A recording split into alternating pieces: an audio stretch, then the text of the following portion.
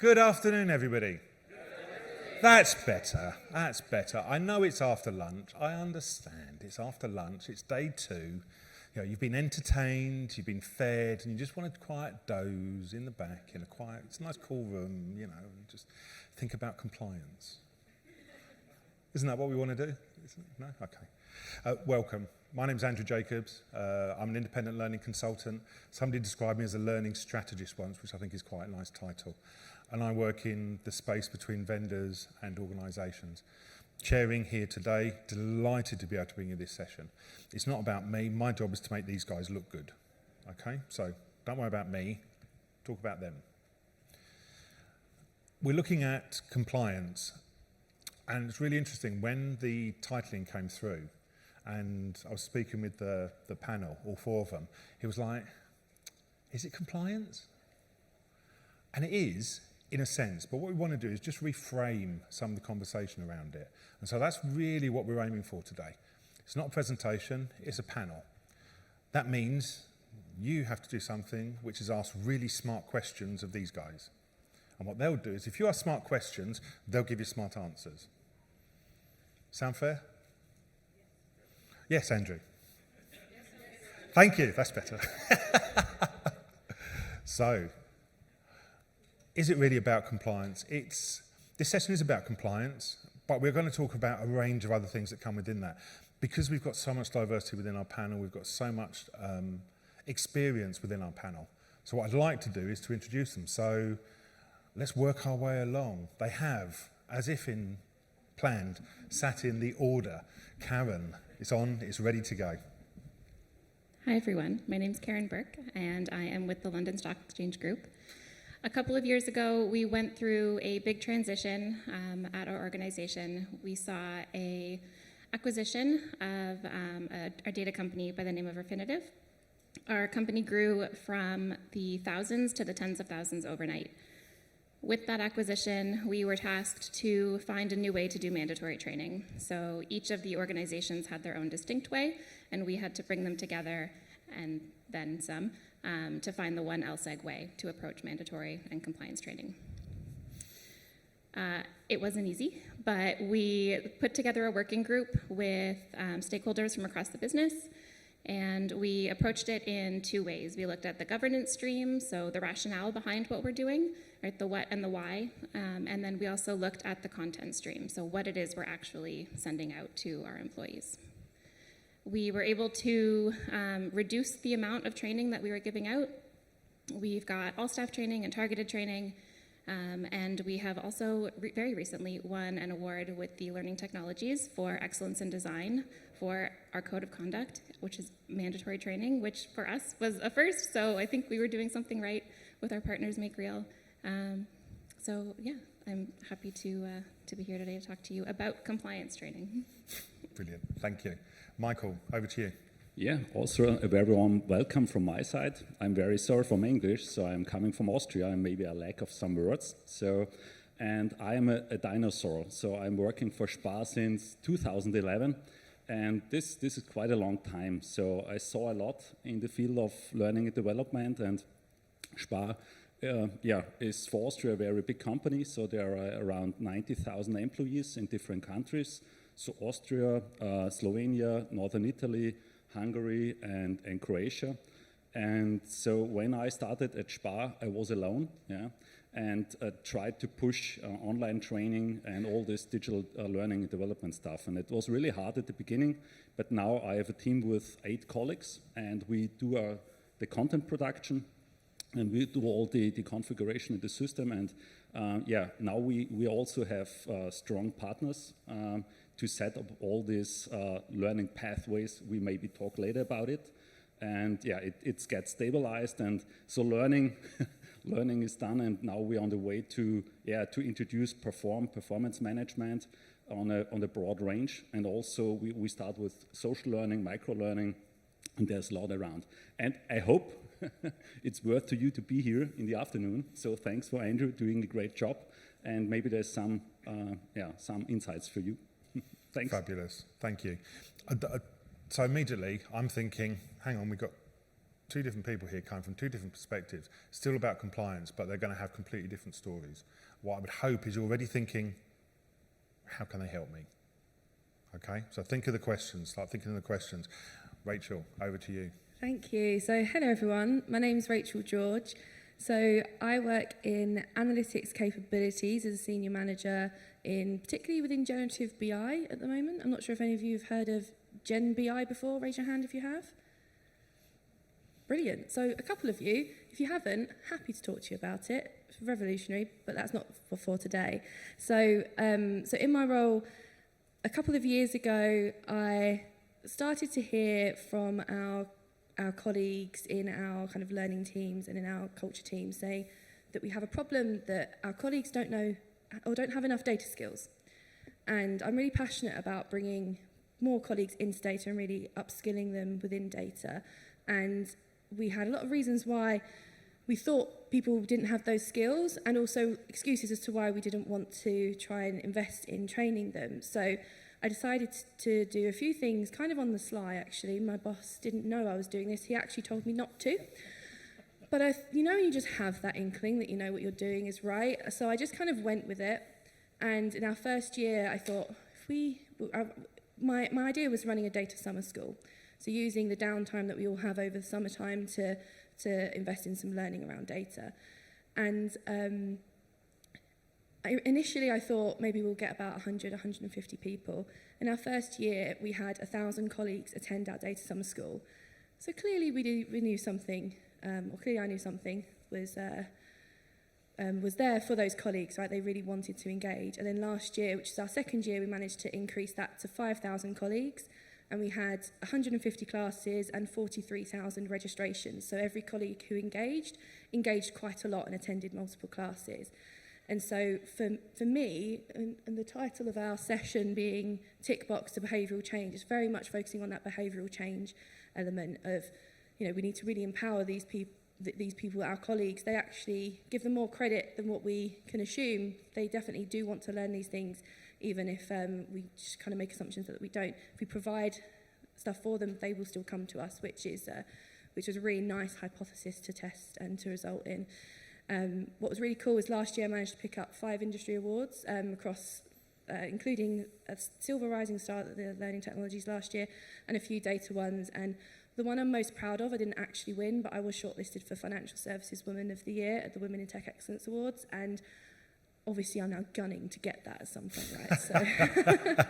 So if you've got any tips for me on how to get that, I'd appreciate it. Awesome, thank you. Big up women in learning. Absolutely. If you don't know, I produce a podcast, Women Talking About Learning. Highly recommended, purely women guests only. Sorry, got to get a plug in somewhere, haven't I? I just wanted to say that if Rachel only got silver, what did you have to do to get gold? I'd be asking that question. So my name's Emma Kennedy, and I'm thrilled to be here today. I actually work for Domino's Pizza, so look after the UK and Ireland. And I look after the L&D for the franchise operation. So that's our store colleagues, our franchisees, and all their leaders at that level. And 3 years ago, we made a decision post-COVID, driven by some stats and some just the situation we were in after COVID, that we needed to flip our strategy entirely on its head. We'd been measuring attendance, we weren't measuring performance, and so what we did was we switched that strategy and we went across a cohort-based pathway, predominantly aimed at our managers to start with. And it's been incredibly successful, and we've got some incredible data that we're starting to see from that. And because that strategy's been so successful to date, we're now trying to apply it through the back of our compliance training and starting to rework that in line with that. But we've really found from the managers that we've taken through the pathway so far, that just by switching their own mindset towards training being a positive thing and a positive experience, they are then in turn now driving that with their teams, and the compliance rates, the mandatory training completion rates for those graduates from our academy programme are far outstripping the rest of the system. And so we're now partway through a strategy, but on our way to working through how we can really replicate that success across the mandatory learning in the brand. Fabulous. Aren't they smart? Haven't they done great stuff? Yeah, they have, haven't they? I mean, come on, give them a round of applause. Look at that, you're going to get 2 rounds of applause today because you're going to get a second one after. Now, what I want to know is, they're here because they've done some really good stuff. Don Taylor's recognised it and he's decided to bring them together to chat. I want to know why you're here. So what I would like you to do is, in 2s and 3s, with the people next to you, people behind you, why are you here? What are the pain points and the problems that you've got? And we'll use this as an opportunity to start working out the questions that we've got for our panel. So just in small groups, I'll give you 4 minutes. Why are you here? In your groups, go.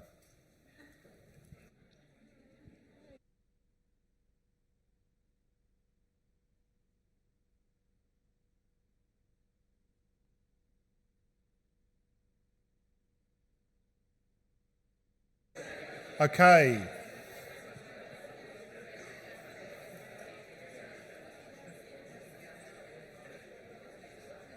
Okay.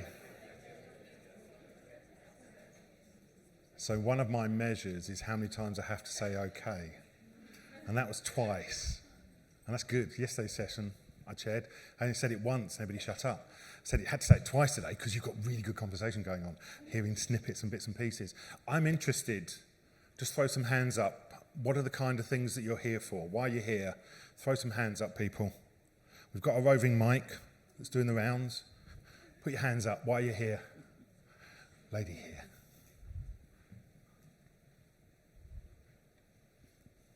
Hi. Oh, that was louder than expected. Oh, it is loud, isn't it? Hello. I'm here because I am required to deliver mandatory high-stakes learning to a volunteer demographic. Oh. So I'm interested in understanding how we're, in the corporate world, engaging people to deliver and achieve mandatory training, and then thinking about how I can adapt that strategy in a volunteer Hard context. work. Yeah. Just Hard bags under work. my eyes If for you're a not reason. already connected with Michelle Parry Slater on LinkedIn, connect with Michelle Parry Slater because she did a similar thing in the Girl Guides. Oh. Highly recommend. She's in Australia now, boo, but she's still really smart and really cool. Thank you. Who else? Why else are you here? Lady there in the white.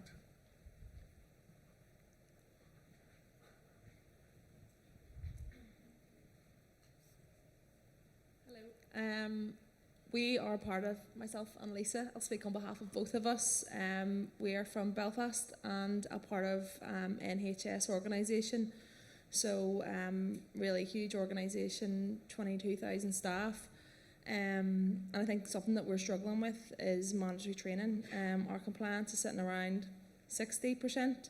And we cannot find the time to get our frontline staff time to access training. You know, we're short-staffed, and how can we make it important that it's something that is on their radar and to understand the importance of it. We've tried different things during COVID. You know, we've streamlined it, made it digital solutions, but I suppose, how do you find that line with cutting it down with still making sure the information is relevant?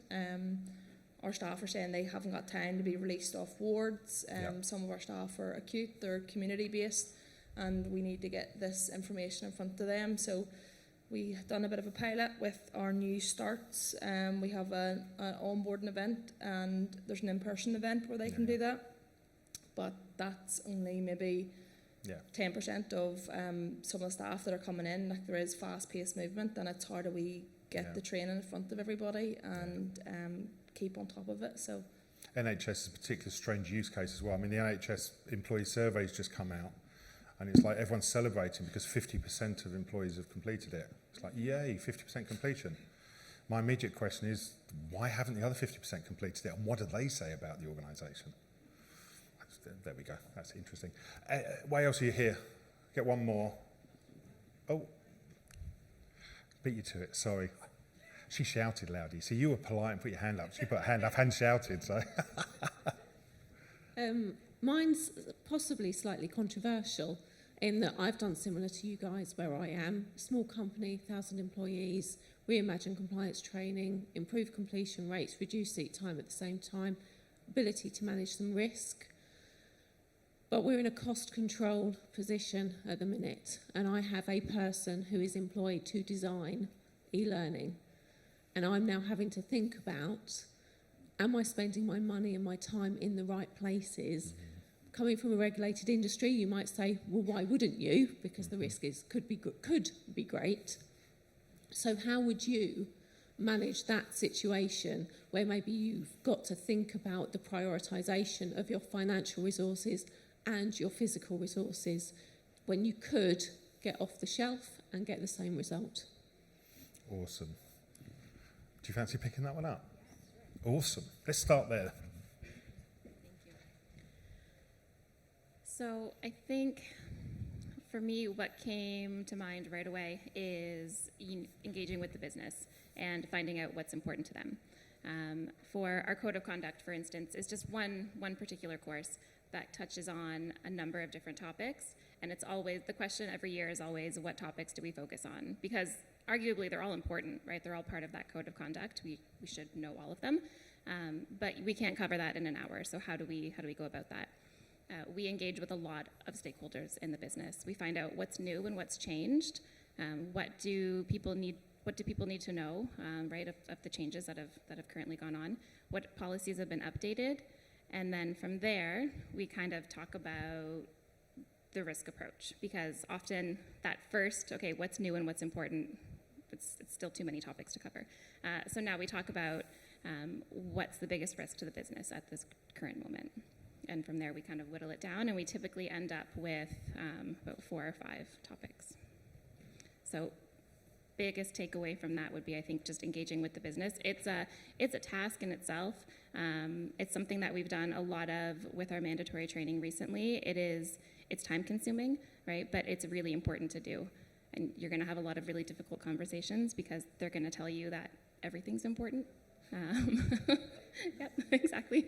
But we know that there are always things that within everything, we can always distill it further from there. So it's about having those conversations and really asking the good questions and getting to the nitty-gritty of what we need to be covering. What's the biggest risk? It's really glib to say everything's important, but it's what's urgent, what's this year, what's the next quarter kind of thing, and it's that kind of focus. Same thing in the fire brigade. It was always what's important. Well, everything's important because people die, but actually, what's the urgent query and what do you deal with from an urgency perspective? Michael, and then Rachel. Yeah, I saw the hands going up as I'm going down. I can just underline this. Yeah, there's really need to be in a very intensive contact with business and to support them. And in my situation, I'm very lucky because Spar is a big company we have different labels. And I'm always looking for a chance for a success story and to engage the others. Yeah? So if you find a topic that is very helpful for business, then you got it, and then you can multiply this. And we are also trying to develop content in another way. Yeah? So if you're always in contact with business, they give you all the stuff and the content and say everything is important, yeah? But that's not possible. So to select really the important topics and all the stuff which is needed by law, for example, and then to try to do a storytelling. So when we did it the first time, I think it was with our law department, we designed a jungle expedition through all the topics, and this was really fun. Yeah, and it was accepted. Yeah, and this was really a success, and now we are multiplying this with other topics. Yeah. And success is also to be always up to date. So we have around 100 courses that are maintained by my team each year. And there's a kind of media planning because it's very important that digital content is up to date. So that's also part of the success. And my finding is also, if you have to design a training, it's very important that the department is supporting you and also does the promo. Yeah? Because it's not your training, it's their training and their interest. Yeah, and was also a good experience. Yeah. Awesome. I'm just going to add to that. You said something really interesting about scaffolding there. There's a quote by Seth Godin, marketeer, and he says that bureaucracy is the scaffolding of success. So what we do is we're successful at something, and we build lots of mandated training scaffolding around it to maintain that success, in inverted commas. But actually the organisation moves, and the context we're working in moves, and our scaffolding, it then becomes bureaucracy. And so you've probably got training you can get rid of, going back to the do we need it, don't we need it thing. And it's that, how much of that is really needed. The guys from Lloyd's yesterday, who Rachel works with, but doesn't work with, were talking about how they get rid of some of that stuff. So have a look up their details in the brochure and connect with them. Rachel. Thank you. So when you mentioned having limited resources to create content and whether and kind of making that decision is precisely the problem that I have with when running my data summer school.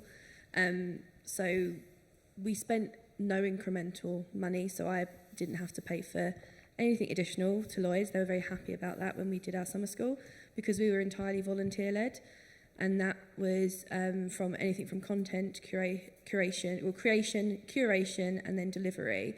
And what we ended up doing is for those volunteers, we put them through kind of a 6 months, we called it a gig, where they got to join us, they got to learn.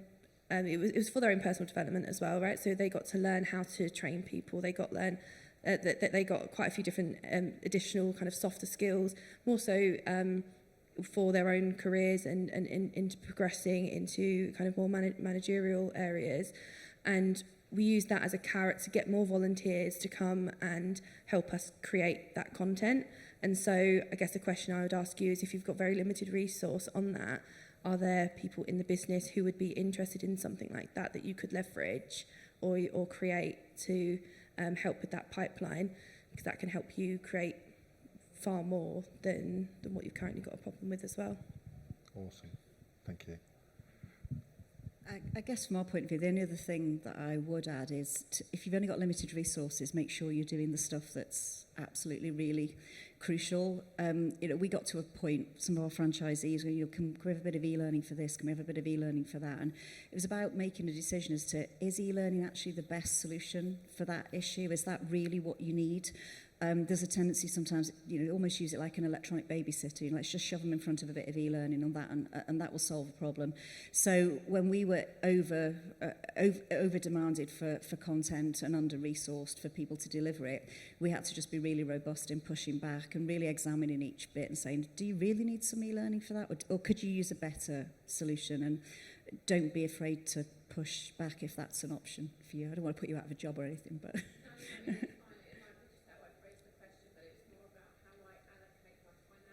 Yeah. Yeah. The question for the people at the back is allocating financial resources. Is it right? Allocating them in the right place to get the best return from it. Yeah, absolutely. There's so many things you can do. I mean, the obvious one is peer assessment. So actually, you get people to assess a previous cohort, or previous cohort. Sorry, assesses the current cohort. And what you're doing there is immediately building some connection within, and you sample, so that makes life a bit easier. And then this cohort are required to sample the next cohort. It's really helpful for onboarding as well. If you want to do some stuff relating to onboarding, bringing people in and we onboard you, but we are going to get you assessed by the previous cohort. And that's a really neat way to start building some connections up. And it's also cost friendly as well. So use the resources, and like we said, the subject matter experts in the business.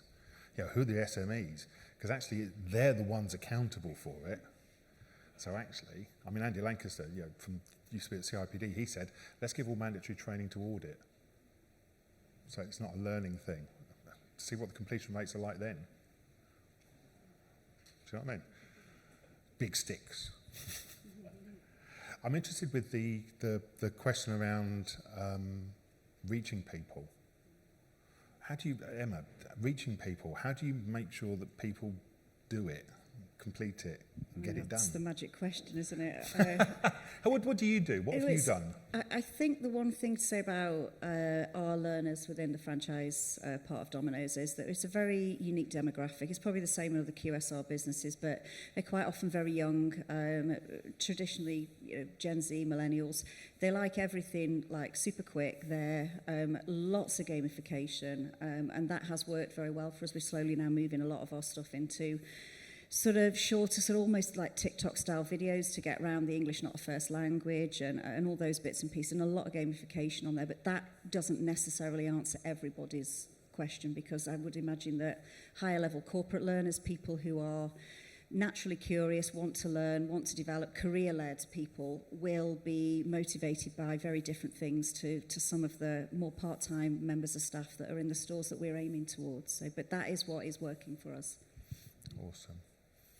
Have you managed that, Rachel? Yeah, I mean, I think for us, we try to not leave any stone unturned in terms of trying to engage people. I'm kind of very conscious that one of the things I really wanted to do was to prove some people wrong, and I feel like you've got to have some really good stats in order to effectively do that, right?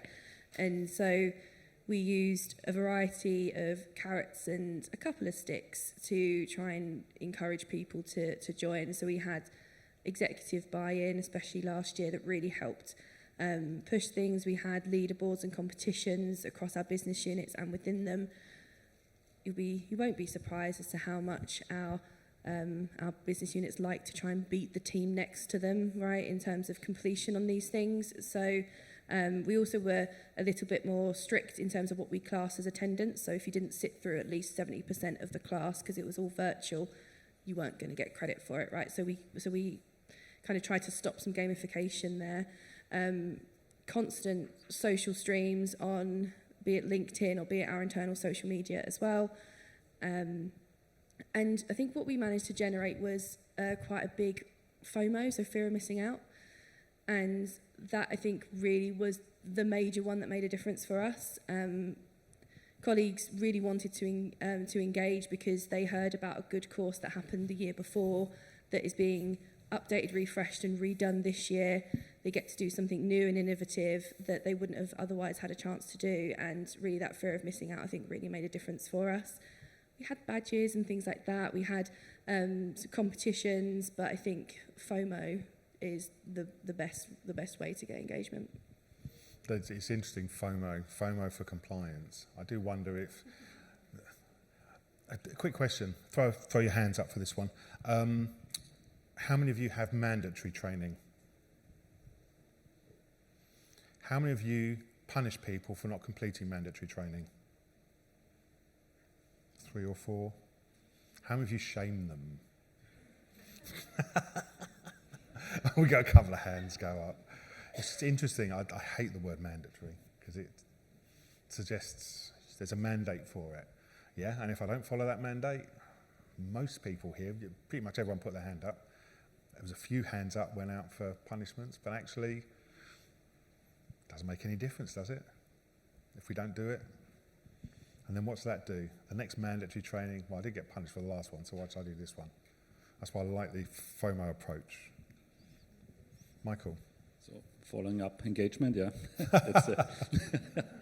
that's not easy at all. And so we try to really to promote our trainings in internal newsletters and printed materials also to our colleagues. And we try to get them into learning through different channels. So for example, in our stores, there are info screens, and if you're interested in some working techniques, there are small videos, 1 to 2 minutes, and you are invited to look for these videos that help to improve your processes in the store. On the other hand, there are really mandatory educational plans in our learning management system.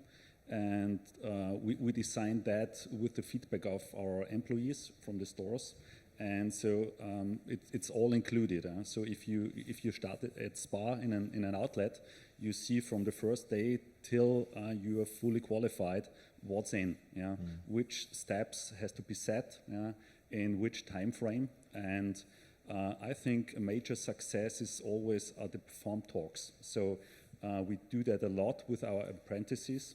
Each month there's a talk with his staff manager, and this is really a pusher. And now we try really to roll out perform talks systematically to all the employees in the stores, because it's not the system, it's about people, and people have to talk. Also the manager has to take his role and has to take the attendance, and this is also part, I think, of the success. So it's not possible to substitute the staff manager role with the system. It's about promoting and also the competition. Believe me, that's The dialogue is so important. I love the fact that you've mentioned that. The manager's role is really important. I agree. I think that's essential. Something I saw somebody do once was a masterclass on compliance, and they got the senior manager to do a masterclass, and about a dozen people came along, and they went, well, they got a load from it. So when they ran the next masterclass, it was like twice as many people. And do masterclasses on compliance shifts the conversation from tick box to, well, actually, how does it affect the job and the work and the way we do things, which I think was interesting. And then they followed it up. So they did a couple of masterclasses, and then they did an AMA, and Ask Me Anything. So masterclasses, managers talking, and then the manager just being available 10:30 on a Tuesday from 10:30 to 11:30 on a call where anybody could then go and ask them anything they wanted. And it just shifts the conversation around compliance being something that has to be done to being something that wants to be done. That FOMO thing. Oh, there's this big conversation with the manager, you've got direct contact, maybe you want to ask them stuff. And it's that the FOMO thing again, yeah. But the manager, you're absolutely right, Michael. The conversation. Karen. I'll approach this question in a similar way to how we approached our mandatory training with the two streams, the governance stream and the content stream, because I think they're both relevant here. The governance stream, our completion rates are quite good. I should say that first. We've got, I think, I should definitely know this. It's between 96 and 98% across all 38,000 people. So our completion rates are good. Part of that is to do with the governance, and part of that is to do with the content that we put out. When the two companies came together, we formed a working group to manage mandatory training. So it is not just owned by L&D, to Andrew's point, right? We don't have audit in the room, but we do have compliance and we do have risk. So this is a co-ownership with the business. It's not a people function and HR activity, not solely an HR activity. Our business units are also heavily invested, so they put a lot of ownership on our people leaders for them to really ensure that their teams are completing the training. That's the boring stuff. The fun stuff is the content, and we're reworking a lot of the content. So it's not perfect yet. It's a big task. We've got over 35 courses that we have to work through, some of which are all staff, some are targeted. But I'll speak to, again, our code of conduct. That's the one we won an award for. So we're doing something right there, is making it really relevant for people. We had a lot of comments come through, a lot of voluntary comments from our employees, which was really surprising about how much they enjoyed going through that course. We used elements of storytelling. We spent a lot of time crafting that course around a team that would really exist within the business, so that as people were taking it, they could see themselves and they could see these situations and they could recognize them as things that are happening to them on a day-to-day basis for some people. So it was authentic and it was relevant, and I think relevancy is the most important, right? Not everything needs to be fun at work. It's nice if it is, but relevant is the most important. People need to understand why they're doing what they're doing and the why behind the ask, because it's a lot of time, right? It's a lot of time that we're asking of people, and they need to understand the reason behind it. That's so true. I was chairing a session at Olympia for Learning Tech about 10 years ago, and I can't remember who the speaker was, but he said content is king, context is kingdom. And I think that summarizes it so beautifully. And we spend all our time on content, and we spend less time thinking about the context that it needs to be in. And it just explains beautifully where we make mistakes with this, because we want to hone brilliant stuff that has no relevance. And it's about those conversations with the people back in the locations again. What do they really need from it? I'd love to be able to say who it was who said it, and I can't remember. It's terrible, isn't it? I can't attribute a quote. Awful. Bad man, Andrew. Bad man. Michael, you can come back. Sorry, Andrew, I forgot something important. So we are now in the looking for the learning culture. Yeah? So I think that's also a very relevant topic, to really to establish a learning culture in the organization, or to investigate how the existing learning culture is and to improve that. So we're on that, and we also got a lot of feedback on that, and that's also a hint to look at this. Awesome. To establish a good learning culture. A hint for you: don't generate a learning culture, because one already exists in the organisation. What you have to do is surf the culture that already exists, and then slowly shape it and move it, because there is already a learning culture. It's just not the culture that you want. And that's the problem. What questions have you got for our panel? What are your pain points? What do you want to know? You've heard from them. What do you need to ask them? Throw your hands up in the air. We've got one here, and then we'll come to the lady thereafter. Yeah, hi. It sounds like you've got really good mandatory training offers. My question is, if you didn't have to do it, so for instance, like regulatory, if the regulations changed tomorrow, would your businesses still do it? Does it achieve anything other than compliance? Would you scale it back? Would you focus it on something else? Yeah, that's a great question. So our mandatory training, not all of it is regulatory, right? So we've got a handful that are directly correlated to certain regulations, which, unless they change, are never going to go away. If those ones did go away, we still would have certain courses. And again, it's based on the risk appetite that we had talked about before. So we've got a whole mandatory training course on risk, first of all. But yes, yeah, we would have some that are really key and really important to the business, and just kind of level set all 38,000 people across the business of what they need to know. Here's a good question. If you weren't there, would people still do it? Yeah. That's interesting. Again, the culture question. Let's come to the lady. Hi, not a question, but I was just really thinking about the points that you were mentioning about nursing and people out on wards and getting content out to them. And I just wanted to say some of the things I've seen clients do is I want to say kind of chop up content, so it's nothing really looks like a course necessarily unless it's a corporate audience, but it's actually more like flip cards or timed content, time release automated content, which is almost like a quick check, do you know?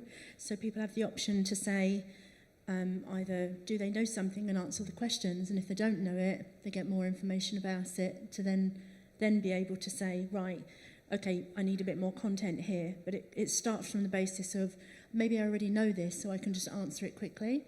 Or if I don't know it, then I need more information.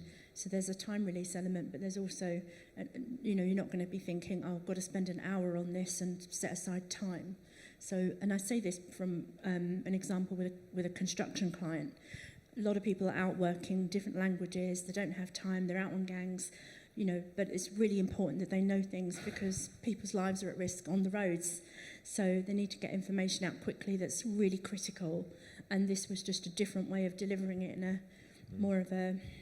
It's a bit like when you get those surveys that ask you, how do you think of our business? But it becomes common that weekly they get to have some information that's embedded, that's how they'll receive it, rather than having to go to an iPad or sit for 3 hours going through 10 courses. Yeah. Have any of you done anything that's non-course related, sort of like that kind of just-in-time activity? I'm getting a nod from Rachel. I'm not sure if I should have nodded as loudly as I did. Not loudly, but as obviously as I did, because we've... There was an imperceptible nod, and you nodded, and I thought... Yeah, jump on that. Jump on that.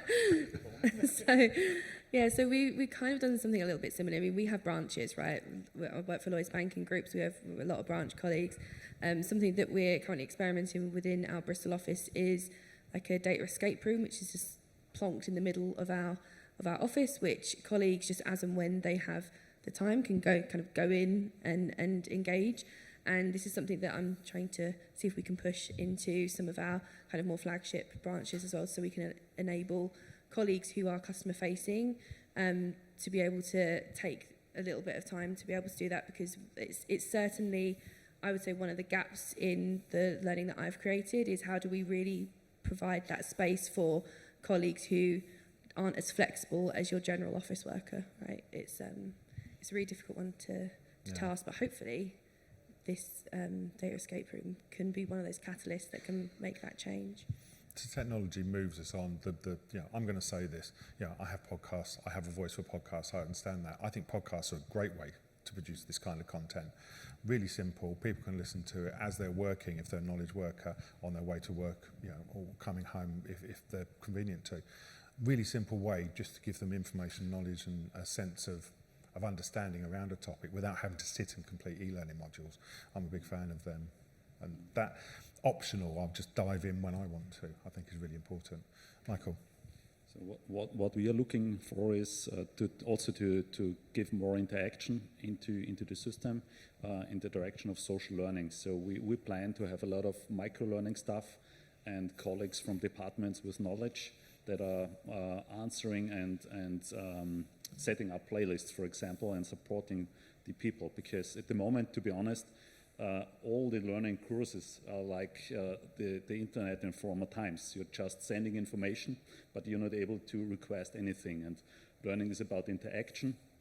And so we plan to change our the way we set up our trainings. So we really like to have small learning nuggets and experts in the organization that also enable the communication and answering questions and getting into dialogue to make it more interactive. Because what I see is that a lot of trainings are just sent out and you have no chance to interact. Did some really interesting work with an organisation once, and we translated their budget from what they spent on learning to time. So their employees were required to do a 35-hour week, and they spent about 2.5% of their staff budget on learning and development. 2.5% of 35 hours was 52 minutes. So 52 minutes every week arguably could be learning related. And what they did is went 52 minutes, or 2 lots of 26, or 4 lots of 13, or 6 and 7, and changed the budget from financial to time and set an expectation that people would do stuff then.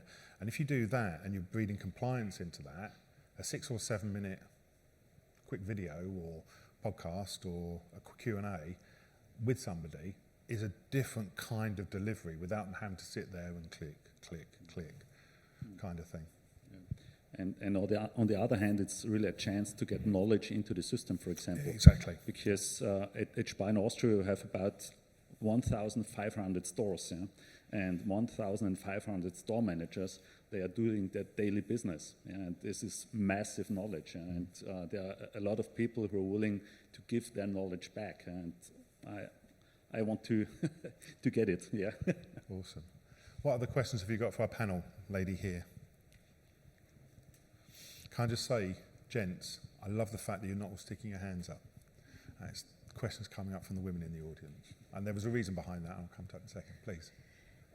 I've got a sort of similar challenge to our colleagues over there in NHS in terms of I'm in the retail space. So we've got about sort of 1,200 team members, and 90% of our workforce are mobile, so they're merchandisers, activators, and we've got a combination of permanent team members and a casual workforce during season. And I was really interested in the kind of social aspect of compliance training. So obviously bite-sized buzzword. Now we're talking even more less than micro. I don't even know what TikTok and Instagram have heard. Nano, it's getting short. So I'm just sort of thinking, okay, just lots of different ways of delivering that out to colleagues, because we don't currently have a young workforce. We've actually got quite an aged workforce. However, it's work in progress. So I'm just curious if anybody's either done anything on said social platforms, TikTok, Instagram, how you've done it, like how have you closed that down, as it were, so that it's not open to everybody and things, or is it? Or are you creating your own content, which I'm very fortunate enough, I've got a content creator in the team, and just hosting it on your own LMS systems, but in the style of social? Who's going to take this one? You going to start, Michael? So to be honest, I can talk about this in 1 year. Yeah, we've got 23.5 minutes, Michael.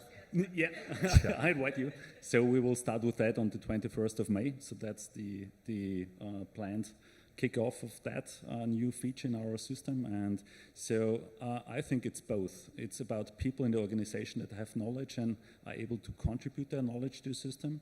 And on the other hand, we also develop content for the system. And we only buy content in some areas where good content is out, for example, for social skills, because I do not want to reinvent the wheel when good content is there. And we saw that we are much faster developing our content on our own, because it always takes some time to get external companies into the mindset of the organization and all the framings. Yeah. So cool. It would be the best both to have it combined. Anybody else? Yeah, so we definitely use our internal socials to really encourage that. So, for example, in our business intelligence community, we have about 10,000 people just on one channel, and we have a kind of a show-off section where you can really go, hey, I've managed to create this, I think it's pretty cool, and share it within that channel. And that kind of has evolved in popularity over the past year since we launched it, and it's a really great way, especially with our graduates, apprentices, and our kind of, I guess, younger audience, right?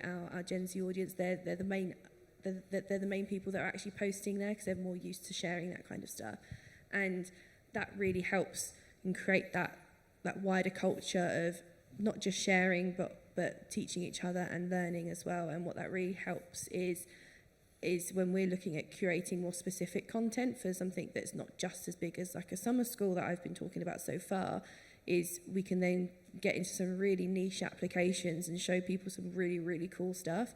And the amount of experts that I've found in our organisation, just purely because they've posted through that channel or a similar channel, it's a great way for them to help develop their career as well and get some of those other opportunities. So it's one that we see works very well. I think just to add to what Rachel said is that one of the things we've tried to do, and very much like Karen, we are very much a work in progress. We definitely haven't got this buttoned down and overhauling huge amounts of our content. But what we did was we looked at the groups that have been consistently at the top, that are driving not just a compliance number, a 90%, but that actually it correlates to all the other business measures. So they've got good audit scores, they engage in our roadshows and our store engagement pieces, they send all their people to our rallies, they're always on our webinars, because everything is linked. And I think one of the mistakes we had made was we'd sort of put mandatory training, just over there, a thing that has to be done, and then put all the cool stuff over here. And actually, if you make it part of the whole thing, that is starting to generate really good results for us. And we went to the groups that were top and how are you embedding it? What are they actually doing? Because in a franchise business like ours, we do so much, but then it is over to them. And these were the groups that they didn't need to do it necessarily via social, although some of them were using sort of, like Workplace, Beekeeper, these kind of things. A lot of them were just doing it very simply through a WhatsApp group. They were sending out an incentive, a Friday night goal, show me your scores on this game, or show me your people that have done this, or send us some photos. We've issued a piece around a Vimeo piece or an e-learning piece around this campaign worth of products that we're launching. Send your photos of you doing the training. And they've got to do the online training before they then go to the sort of the on-the-job training. It was just more about making it part of the process, but looking at what those groups are doing and then trying to then replicate. And when other groups come and they're struggling with their completion rates, we can say, well, actually, you should go and talk to this person or this person, because they're taking what we give them and they're doing this, and this to launch it. But the big bit is it's about making it part of the process and not just this separate little bit that sits on one side. I love the fact you've mentioned WhatsApp groups, Yeah. because every organisation, there are thousands of WhatsApp groups in your organisation that you don't know about. And you can't bring all of those conversations onto a platform. So what you need to do is go into those WhatsApp groups. And that's the thing. So get added to all of those conversations and go, hey guys, we're doing this, dun, dun, dun. And just make it part of their conversations. And being involved in their conversations means it's their conversation, not yours. And when it's theirs, they're more likely to own it and they're more likely to want to do it, which I think is really important. Yeah, some of these groups, we're able to be involved in those conversations as well. And then if you can see that the activity, people are starting to get into it, you can go on there and you can say, oh, do you know what? It's a special thing. We'll throw in some Domino's merchandise because they go mad in our stores for the merchandise. The pins, the hats, the T-shirts, the Stanley mugs, the whole lot. There's a whole collection. And as soon as you offer that as an extra sort of Domino's-based prize on top of what their franchisees are giving, they go absolutely ballistic. And I mentioned the WhatsApp group because you specifically said about older people, and I think even, my parents are 80 and they're on every WhatsApp group going. I think that doesn't necessarily have to be a social media thing. Something as simple as a WhatsApp group can generate the same thing, or at least it is for us. So. Yeah, I agree, hard agree. Got a lady waiting with another question. Sorry, we'll come to you, Rachel. Cameron, sorry. So we don't post on any outside socials. That's a big no-no from our compliance team. Our brand team does that. But we do have a pretty robust internal social network as well. All of our mandatory courses are owned. Technically, they're owned by the subject matter experts. So our data course is owned by our data team, and and we will work with them to talk about other ways to kind of drip feed the messages throughout the year, so that it's not just this one big, hey, this is everything you need to know about data privacy and protection. See you again next year. And one of the things that I had seen, I'm visiting this week from Toronto, and I was in our London Paternoster Square office, and I was in the ladies, and in the mirror there was a sticker that had said, "Who owns risk at this company or at LSEG? Take a look in the mirror." And it's that kind of thing, right? So we have a whole mandatory training course on risk, but even still, I'm coming across stickers in the loo. Stickers on the back of toilet doors will do more than any intranet post. I remember I was working with a local council and we said, yeah, we want to do some stuff on the intranet. And the comms team went, yeah, you can do. And we put the story out there and got about 86 views. We just printed some stickers and stuck them on the back of the toilets, and it just went through the roof. It is that kind of marketing piece. Lady there with the hand up, wasn't it? It's silly, but it works. It really works. It's. I have a kind of. Oh, hello. Is that on? Oh. Thank you. And then I'm really loud. Gosh, sorry. No, really loud. Hello. It's kind of a two-tiered question. They're sort of interlinked. So let me see if I can navigate this. A lot of the solutions that we're talking about here are, how do you balance, because they're using multiple different streams of communication, and how do you balance not overloading with noise and getting engagement fatigue with driving focus to the real areas of importance, like the compliance training, specifically in a regulated organisation, is one part of my thinking. And secondly is, have you been using adaptive learning technology to do that?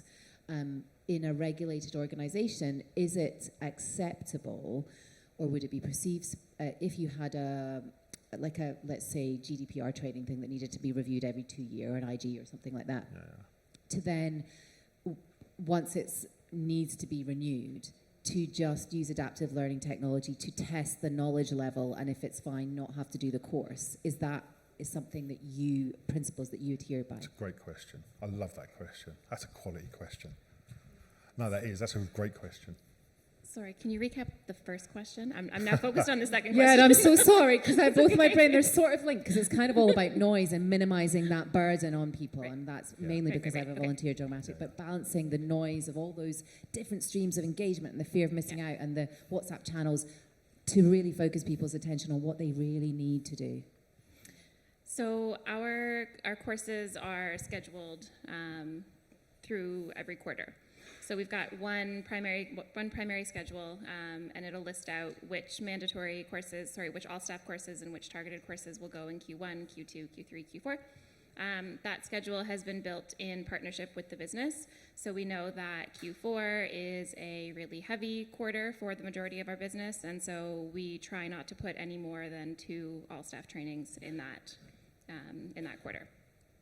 So again, it's all about the partnership with the business, right? Having those conversations. Again, they're not easy to have. I wouldn't say they're not easy to have. They're not easy to track down the right people to have them with. That has been a bit of a challenge for us. But once you get the right people in the room and they know that you're looking to help them reduce the noise, then they're more than happy to have a chat with you. And then on the second question, how do we bring in the different elements of technology to, for these processes? One of the things we do with our information security team is we work with a company that simulates phishing emails. So, and I think that's a pretty common approach, right? So the phishing emails will get sent out. If you've clicked on it, they're pretty obvious, but if you've clicked on it, you will then be assigned a piece of training. Trainings are super short. We call them, I think they're like 2 to 3 minutes, just kind of picking up on the basics. Anyone else have? That's really cool. The follow up with send another email 2 days later and see whether they still click on it. So I agree. It's pretty the same. So we also have a look at that not too many cruises are in the first quarter of a year. And so we look at the entry date of an employee or the beginning date of the position. And this is relative from this beginning date, all the trainings are then settled. To have a balance during the year, and not to overload some month on. No, I forgot the second one. Is how the technologies like AI will inform and how that might work. Yeah. So we have a learning management system in the middle, or a talent experience platform that is connected to several other systems. For example, we have a kind of business scorecard in the outlets, so that and there is on a weekly basis there is a meeting with all the staff managers there, and one section of this business scorecard is related to HR, and there are some figures, and they should look at these figures. So that's also helpful, but should not be the main pusher. But it's visible how things are going in the stores, for example, to support this. Yeah. Cool. I think that's the next best use of AI is going to be in that space. It's that adaptive understanding what's really required. Rachel. So to answer your first question about noise, so a lot of the type of learning that I do creates a hell of a lot of noise because we're trying to engage as many people as possible. But we learnt kind of the hard way after our first summer school that we created a lot of noise, we tried to keep it up, and then we disengaged people very quickly. And so we still run like a yearly flagship event that we try to create a bunch of noise across the company for, but then we then just kind of retarget, and we look at the noise is great for the breadth, but when it comes to the depth of training, then you tend to be a little less noisy, and you're really focusing on certain areas, certain departments, certain specific skills, and that kind of by nature very much quietens the overall general noise down, which is how we tend to kind of do our full strategy in terms of communications. The other thing that we're really conscious of is, so I work in the AI Centre of Excellence, I don't work in our Learning and Development department, and so we have to be really careful of what else is going on in the company. I work for the Lloyds Banking Group, it's a massive company, there's always something going on, and data and AI is pretty cool and sexy at the moment, but we have our safe and secure team who do an amazing job at engaging people. We have our tech teams that do an amazing job as well, and what we don't want to do is compete with each other and have share of voice, so we need to really key in with all of those different areas to help shape that. But to answer your second question, I mean, we're using AI in our trainings that we're developing for data and AI for sure. Things as simple as helping using something like Copilot to help us create some decks, to using Synthesia, who I think have a stand here today. We're experimenting with creating some more bite-sized videos and things like that.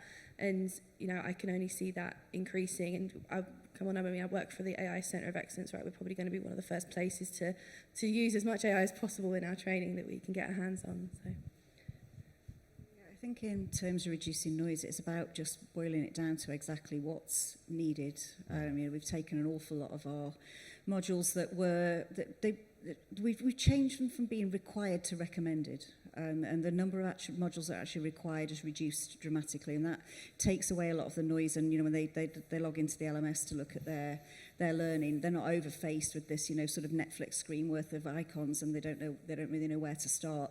And the other element is that they're pulled into pathways as well. So you can start with just one simple module. It might be 10 minutes. And then there's an element of then go and do when you're working in your store, and then you go back, and it unlocks in a sort of a pathway system. And those we're able to make those specific to each franchise group, and they can add in their own content. So we've got some franchise groups who've got 300 stores, and we've got some that have got one. and the hierarchies and the support and the amount of internal stuff that they have across the range of those groups is very, very different. So some of our bigger groups will have their own content, their own videos, their own bits and pieces they've filmed that's specific to their group, and they're able to put that into the pathway for their particular group. And also taking away the noise in that not everybody has to do everything. So if you're an install team member, you only have to do one thing. If you're a driver, you have to do a totally separate and different pathway. And it comes back to that point, I think, that Karen made earlier about making them relevant. And if people can see how that it's not too much and it's really relevant to what they're doing, they are more likely to do it. And then that opens them up to be more positive to the nicer to do stuff that then comes along as part of the process. And in terms of the technology, the LMS does that work for us. So yeah, I think that's a really interesting point. It's the word sheep dip or phrase sheep dip was put together for compliance, wasn't it? That's what we do. We sheep dip everybody through everything. I think it's a really interesting question around the assessment piece, which is we require or we rely on summative assessment all the time. Do we do any formative assessment? That's the first thing. Are we actually understanding what the gaps are? The second issue we've got is what are our tolerances? Is our tolerance 80% being correct, 90%, 95, 87.3? That's only going to come about through conversations, exactly as Karen said, conversations with who all the stakeholders are around what are the tolerances that they're willing to accept, because if you understand their tolerances, then you can design what might be appropriate to back-end support it. Got time for one more question, I think.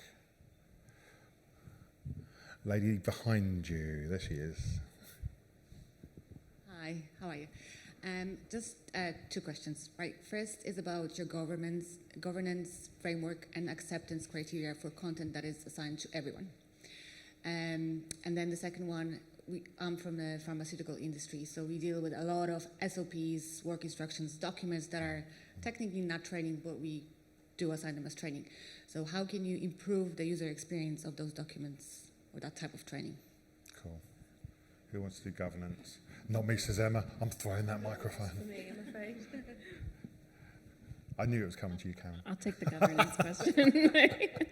Sorry, can you actually repeat the question though? What is it exactly about the governance that you're interested in knowing about? Just your acceptance criteria for content. So obviously you don't own all the content, right? It comes from functions. So what are the acceptance criteria for this content to be assigned to global audiences? Oh yeah, I like this one because we're like the gatekeepers.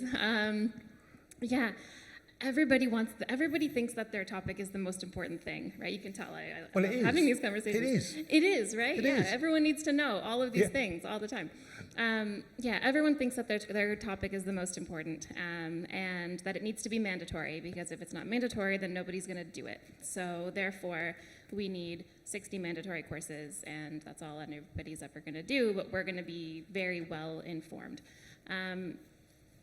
That's exactly what our working group is here to do, right? Is to act as that stopgap so that our staff are not overwhelmed with all of these courses that are continually coming out. So the first question we always ask is there a regulatory requirement? Because if there's a regulatory requirement, then chances are, sure, go ahead, through the gates. Even then though, if there's a regulatory requirement, what is the minimum number of people that need to know?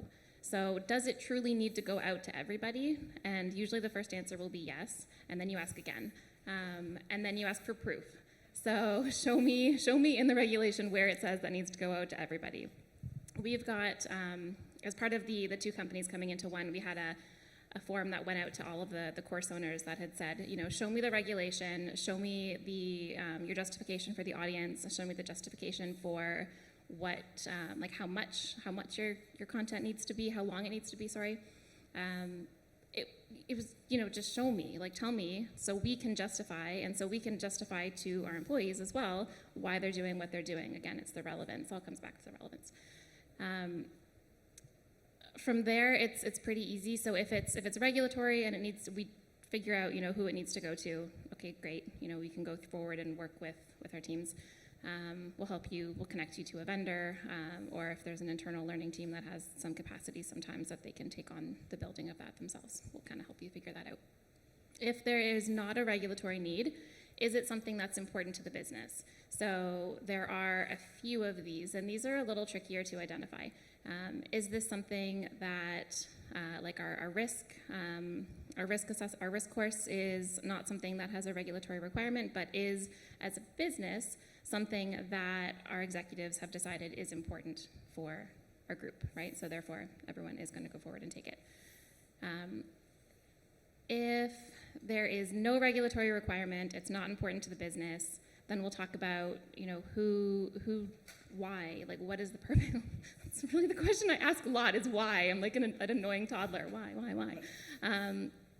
And often we've turned away a lot of people, right? A lot of people have come forward and said everybody needs to know, and we say actually they don't. Or that's not typically, that's what I'll say to myself. But typically we'll help them to find another way to do it. So we'll talk about, campaigns that they can launch themselves. Again, we're informed, they're informed. We all know where the noise is coming from, so we can plan that really well. But it's not something that our team will take on and release with part of the mandatory training. The why question's really interesting. The why. People hate it. I know. So you can soften it up. Help me understand. Put those 3 words in first. So you ask that help, because it says, I don't know, I need you. So it infers that they have expertise. Me, it's about the individual, not about the learning function. And lastly, understand, which is again, context. So help me understand from your perspective why this is so important. And immediately you're then getting to the nub of the question, where the issue is. In relation to your paperwork, I think if everybody knew how to do that better, we wouldn't have little leaflets inside every bit of medication you could possibly ever get. If you notice that, every bit of medication comes with a long list of all the things. I don't think that there's an answer to that yet, which I think is really interesting. There's a couple of things I just wanted to point out to you before we finish. So the first one is this. You've seen this slide flick up a couple of times, just because I've been really badly managing them. One of the big problems we have in learning and development is the business has a strategy, they have a design, they have an argument, they have something that needs to happen. And what we do is we revert to operational activity. The questions you've asked today have been perfect examples of this. We have a compliance mandate. So what do? We produce mandatory operational activity, which gives us transactional data that proves everybody did it. But has anything changed? Probably not. What we need to be thinking about from a compliance perspective and behavioural change is this. Ignore the bottom 2 and worry about what's the strategic intent? Why are we doing this? Again, the questions have come out. Why are we going and asking people to complete mandatory training? But secondly, what tactics do we need to approach? Is it just about designing another e-learning course, or is it doing something different, alternative, better, perhaps? I think it's awesome, the questions you've asked, awesome the way you guys have responded to it. We're pretty much done. We'll hang around for a few minutes in case you have any questions. Maybe just the last sentence from my side. So please. We introduced a project proposal if there is a need for online training, and there are a lot of questions in, and this also helped the departments or employees who requested the training to reflect on themselves. Yeah? And sometimes it came out that not an online training is the best, maybe a webinar, which is each quarter is the best solution, because it's up to date, it's face-to-face, and it's more interactive than online training. And so we have really good experience with that. That's the first step. So just a hint. Think creatively. Think creatively. Give them a round of applause again.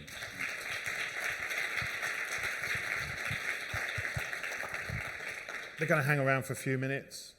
Please come and ask them questions, because they're itching to answer questions. And by the way, this is the first time these guys have ever spoken here. I think they did a brilliant job.